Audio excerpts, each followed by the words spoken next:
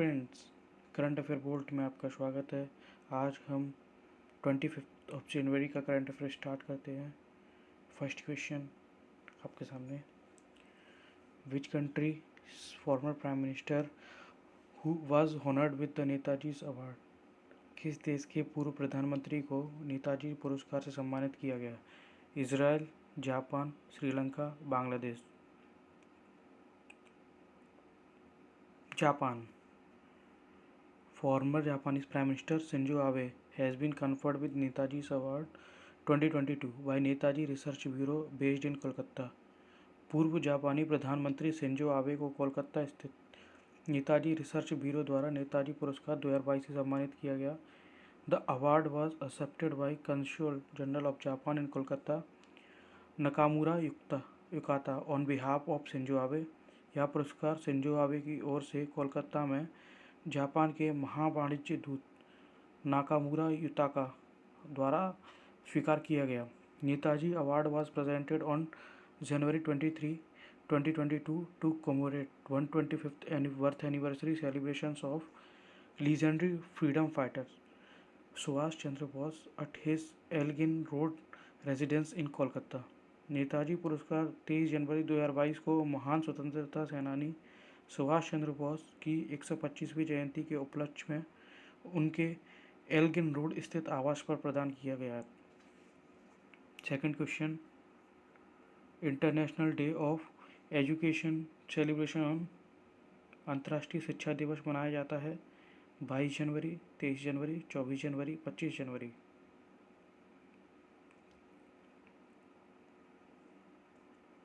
January. International Day of Education is observed every year on 24th January across the world to celebrate the role of education in bringing global peace and sustainable development.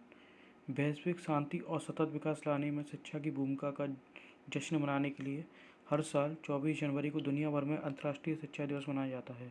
Theme 2022 changing course transforming education. Theme 2022 की changing course transforming education. It was first observed in 2019। इसे पहली बार 2019 में देखा गया था। It is lead by UNESCO. इसका नेतृत्व यूनेस्को द्वारा किया जाता है। तीसरा question, where will NATO partners commence 12-day maritime drills? NATO के भागीदार 12 दिवसीय समुद्री अभ्यास कहाँ शुरू करेंगे? Mediterranean sea, black sea, South China C, Indian ocean. Mediterranean Sea. NATO, North Atlantic Treaty Organization, members kick off a 12-day maritime exercise titled as Neptune Strike 22 in the Mediterranean Sea. NATO के सदस्य ने भूमध्य सागर में 12 दिवसीय समुद्री अभ्यास Neptune strike 22 शीर्षक से शुरू किया। Naval drill will be conclude on February 4, 2022। नौसेना अभ्यास 4 फरवरी 2022 को समाप्त होगा। Aim to demonstrate NATO ability to integrate high end maritime strike capabilities of an aircraft carrier strike group. उद्देश्य एक विमान वाहक हड़ताल समूह के उच्च अंत समुद्री हड़ताल समस्याओं को एकीकृत करने के लिए नाटो की समस्या का प्रदर्शन करना।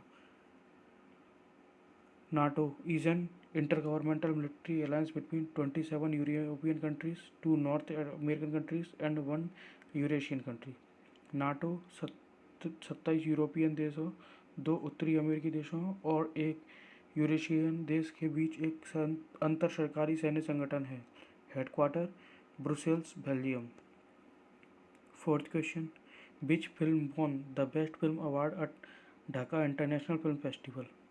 ढाका अंतर्राष्ट्रीय फिल्म समारोह में सर्वश्रेष्ठ फिल्म का पुरस्कार किस फिल्म ने जीता? Koozhangal, Jallikattu, Sunny, Nayattu. Koozhangal. PS Vinod Raj directed film Kujangal from India won the best film award in Asian film competition section at 20 Dhaka international film festival.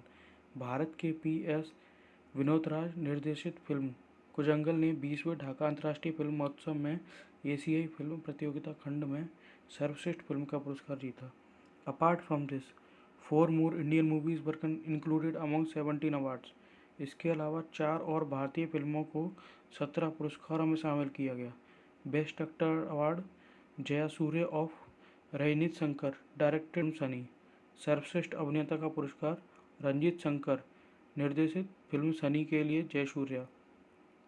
Best script writer award Indranil Roy Chowdhury and Sugata Sinha for India Bangladesh film year जोंजल। सर्वश्रेष्ठ पटकथा लेखक का पुरस्कार Bharat Bangladesh film मायर जोंजाल के लिए इंद्रनील राय चौधरी को और सुगाता सिन्हा को मिला। हु ऑन सुभाष चंद्र बोस आपदा प्रबंधन पुरस्कार 2022 फॉर इंडिविजुअल कैटेगरी। व्यक्तिगत श्रेणी के लिए सुभाष चंद्र बोस आपदा प्रबंधन पुरस्कार 2022 किसने जीता?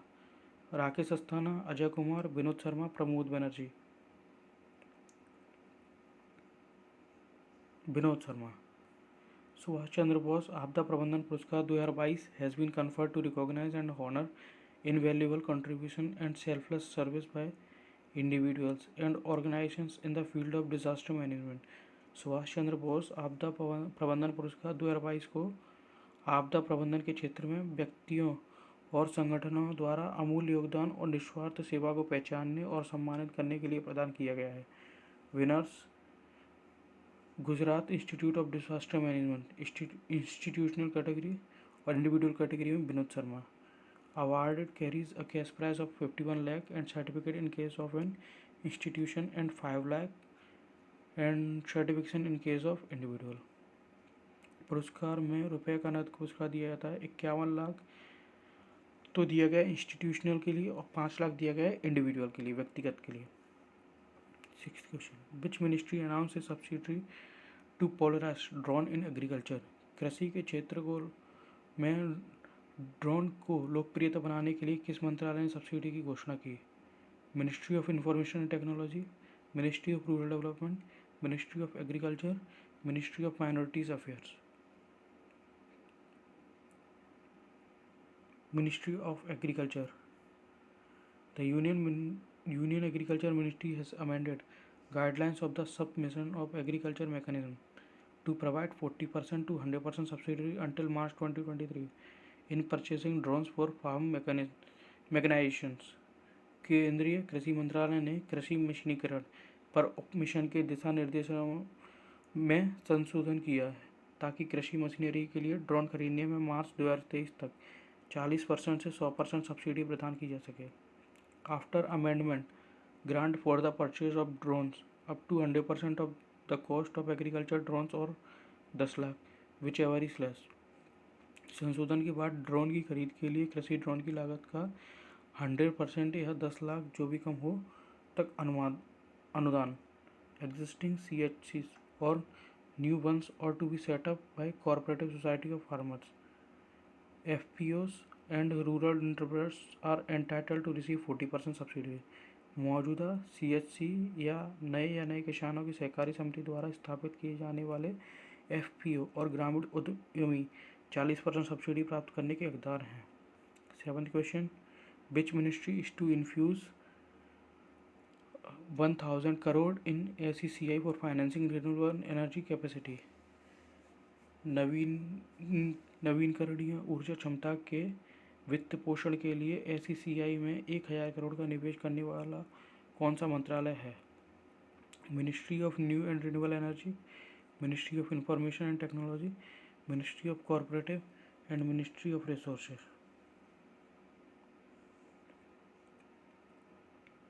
Ministry of new and renewable energy. Ministry of new and renewable energy has announced to infuse 1000 crore in solar energy corporations of India. नवीन और नवीकरणीय मंत्रालय ने भारतीय सूर्य ऊर्जा निगम में 1000 करोड़ रुपए का निवेश करने की घोषणा की है। It has been done to enhance the capital assets base of ACCI।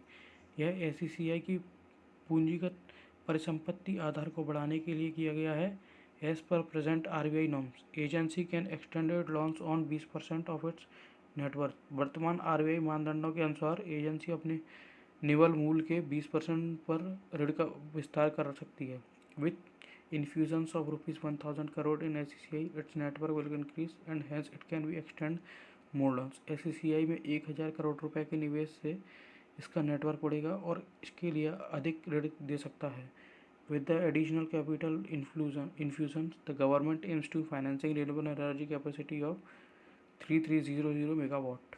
इस अतिरिक्त पूंजी प्रवाह के साथ सरकार का लक्ष्य 3300 मेगावाट की अच्छी ऊर्जा क्षमता का वित्त पोषण करना है. 8वां question, who becomes the first Indian to complete नासा's IASP प्रोग्राम. नासा के IASP कार्यक्रम को पूरा करने वाले पहले भारतीय कौन बने? भाव्यालाल, Jahnavi दंगेती, Perl Agarwal, Anita Anand. Jahnavi दंगेती. Jahnvi Dageti, 19 years old, from Andhra Pradesh, has been created history by becoming the first and only Indian to undergo and complete the International Air and Space Program at NASA launch operations. Kennedy Space Center in Alabama, US. Andhra Pradesh की जाह्नवी दांगेती 19 वर्ष ने America के Alabama में NASA launch operations के Kennedy space centre में अंतर्राष्ट्रीय वायु और अंतर्राष्ट्रीय कार्यक्रम से गुजरने और पूरा करने वाली पहली और एकमात्र भारतीय बनकर इतिहास रच दिया है. She was one among only 20 young people from all over the world selected from the IASP program. वह IASP कार्यक्रम के लिए चुने गए दुनिया भर के केवल 20 युवाओं में से एक थी. She hails from Palakollu of West Godavari, Andhra Pradesh. Is currently pursuing her engineering second year from a private university in Punjab. वह आंध्र प्रदेश के पश्चिम गोदावरी के पलाकोल्लू की रहने वाली हैं और वर्तमान में पंजाब के एक निजी विश्वविद्यालय से इंजीनियरिंग 3वीं वर्ष की पढ़ाई कर रही हैं. 9th question, which state get its first ever scientific birds atlas. किस राज्य को अपना पहला वैज्ञानिक पक्षी एटलस मिला है? उत्तराखंड, हिमाचल प्रदेश, तमिलनाडु, केरला.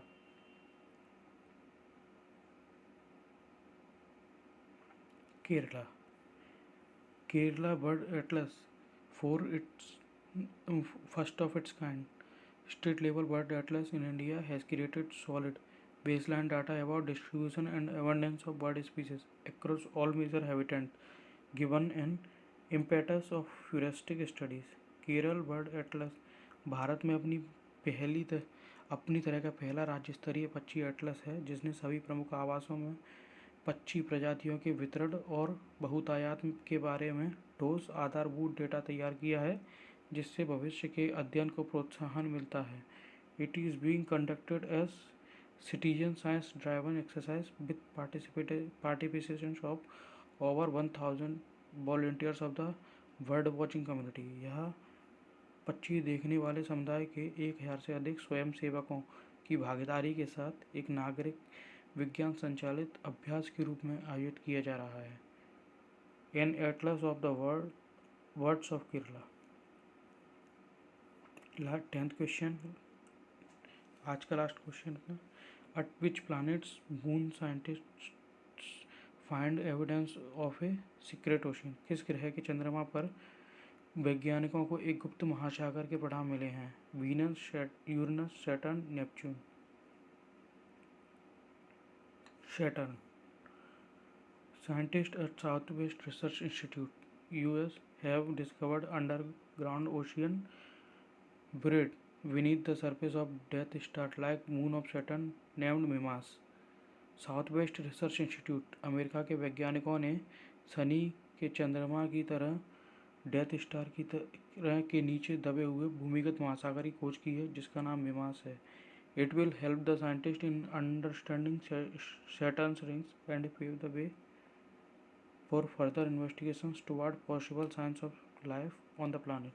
यह वैज्ञानिकों को शनि के वलयों को समझने में मदद करेगा और ग्रह पर जीवन के संभावित संकेतों की आगे की जांच का मार्ग प्रशस्त करेगा. If the discovery turns out to be true, Mimas Ocean will represent a new of small stealth ocean world. यदि यह खोज सच हो जाती है तो मिमास महासागर छोटे चुपके महासागरीय संसार के एक नए वर्ग का प्रतिनिधित्व करेगा. Thank you. Current affair bolt की तरफ से आपका धन्यवाद। चैनल को लाइक शेयर सब्सक्राइब जरूर करें। Thank you.